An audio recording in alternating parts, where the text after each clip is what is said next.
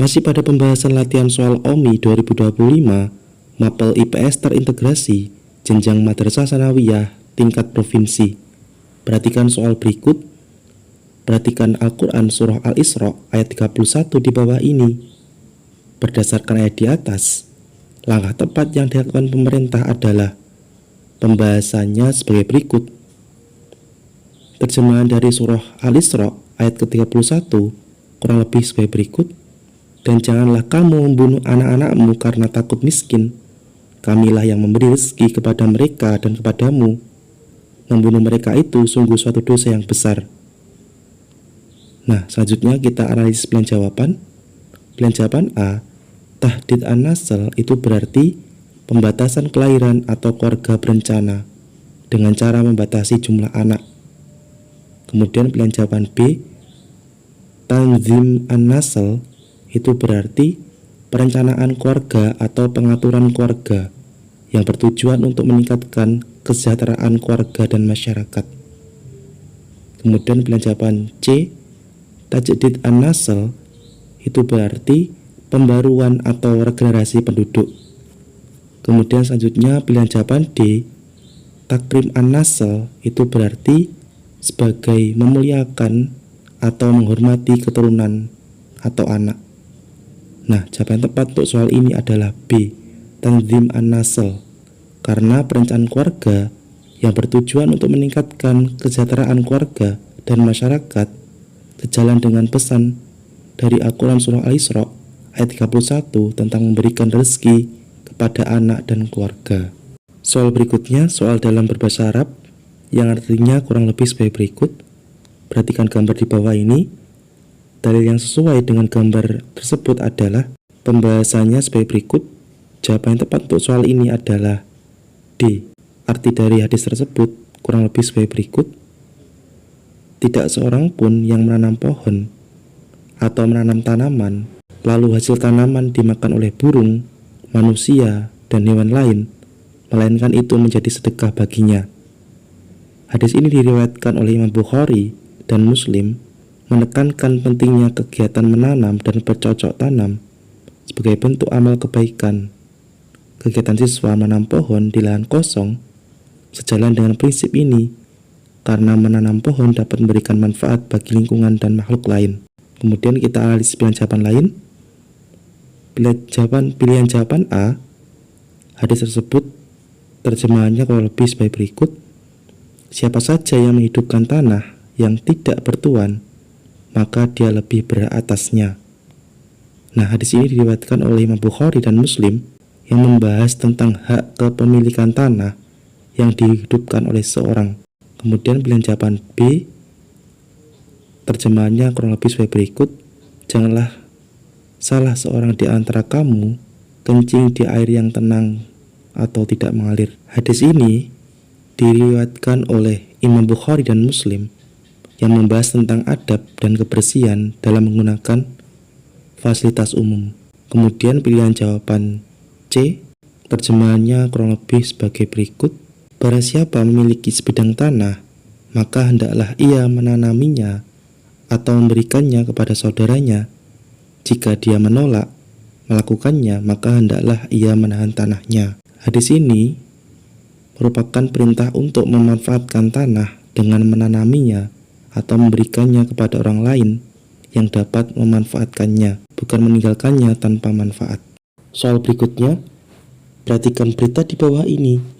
Kompas pada tahun 2021, Halilintar Anovial Said dan Lenggong Geni Umar Faruk yang dikenal dengan Gen Halilintar dinyatakan terbukti melakukan pelanggaran hak cipta terhadap lagu berjudul Lagu Cantik.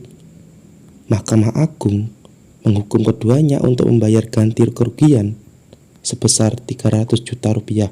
Gen Halilintar dinilai mengubah lirik lagu Lagi Cantik dan mereka membuat video serta mengunggahnya di akun YouTube Gen Halilintar tanpa izin dari PT Naga Suara Publisher Indo yang menaungi para pencipta lagu Lagu Cantik. Majelis Hakim menyatakan perbuatan keduanya yang mentransformasikan ciptaan dan komunikasi ciptaan adalah pelanggaran hak cipta. berdasarkan berita di atas. Bentuk interaksi sosial yang dilakukan oleh Mahkamah Agung adalah pembahasannya sebagai berikut. Kita analisis pilihan jawaban.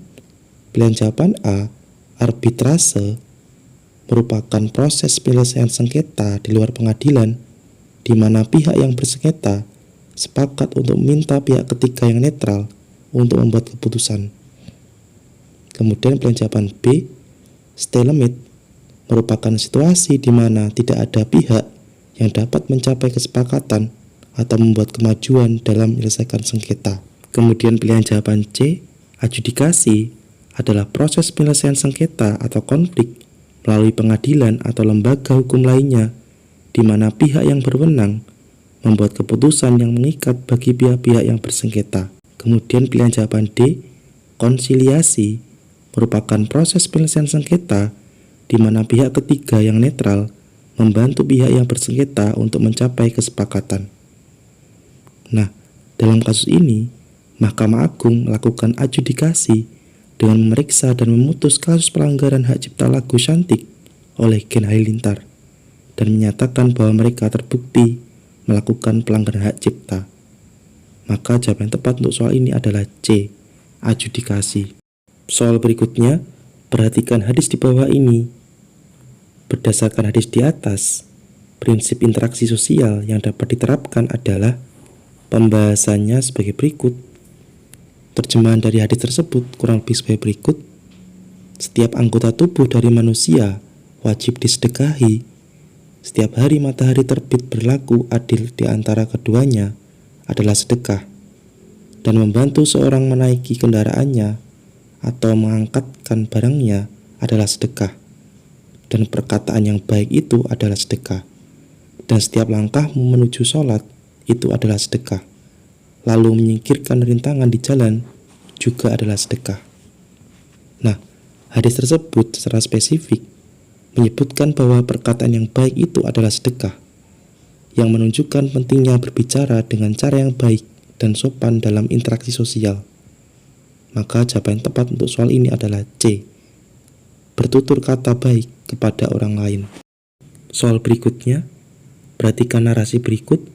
Ketika kelompok-kelompok masyarakat itu tidak saling mengenal budaya komunikasi satu sama lain, bisa jadi orang Sunda akan menganggap orang Batak kasar dan suka marah-marah.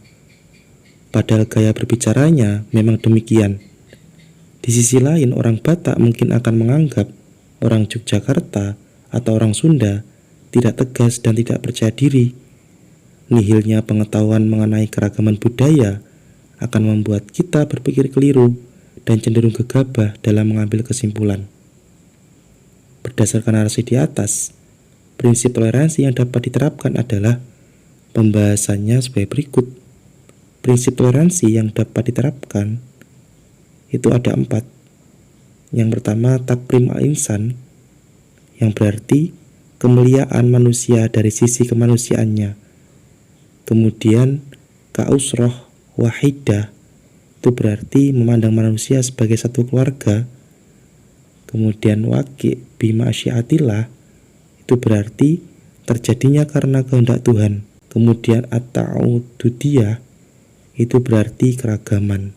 Prinsip interaksi sosial yang lebih tepat dalam konteks ini adalah memahami dan menghargai perbedaan budaya dan komunikasi antar kelompok masyarakat. Maka jawaban yang tepat untuk soal ini adalah D, at-ta'ududiyah. Sekian untuk pembahasan kali ini. Terima kasih, semoga bermanfaat.